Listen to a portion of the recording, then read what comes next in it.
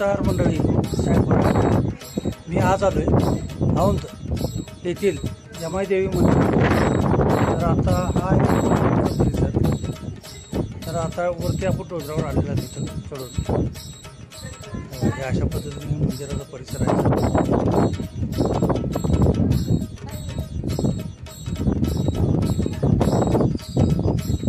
असा हा टोटल परिसर येतो मंदिराचा।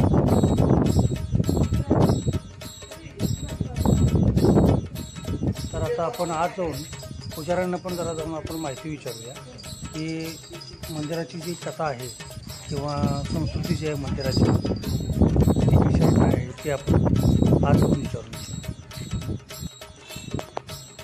नमस्कार।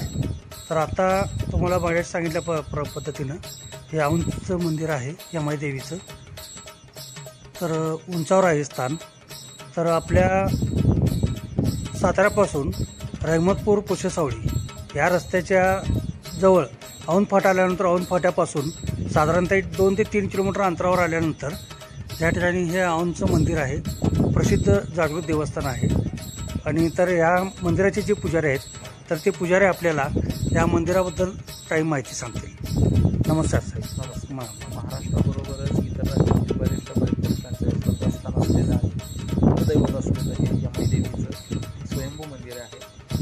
यमाई देवीचं मूळ पीठ जे आहे ते आहे, याचबरोबर इतर बऱ्याचशा ठिकाणी यमाई देवीचं मंदिर आहे। पण या शिव आणि शक्तींनी जेव्हा यमाई या स्वरूपामध्ये अवतार घेतला त्याचं मूळ ठिकाण जे आहे ते इथलं औंध। याच्यानंतर बऱ्याचशा ठिकाणी यमाई देवी ही भक्तरक्षणासाठी, दैत्यवधासाठी वेगवेगळ्या ठिकाणी गेल्यानंतर त्या ठिकाणी यमाई देवीची मंदिरं आपल्याला पाहायला मिळतात। जसं की आपण कोल्हापूर ज्योतिबाला दर्शनाला गेलो तर यमाई देवीचं मंदिर आपल्याला पाहायला मिळतं। यमाई देवीचं जे स्थान आहे हे अतिशय जागृत असून बरेचशा भाविक भक्त इथं नवस बोलतात, कुलाचार विधी करण्यासाठी येत असतात। ज्योतिबांची बहीण म्हणून सुद्धा यमाई देवी प्रसिद्ध आहे, प्रख्यात आहे। ज्योतिबा यमाईचं भाऊ असतात तसं या डोंगरावरती यमाई देवीचं स्थान आहे। तसंच मोठ्या डोंगरावरती ज्योतिबांची वटू स्वरूपामधलं म्हणजे 8 वर्षाच्या मुलाच्या स्वरूपामधलं ज्योतिबांचं मंदिर सुद्धा औंधमध्ये आहे। तिथं सुद्धा तुम्ही भेट देऊ शकता। तिथं सुद्धा पाहण्यासारखं निसर्गरम्य असं ठिकाण आहे।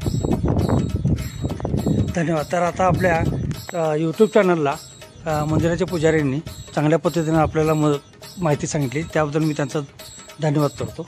नमस्कार।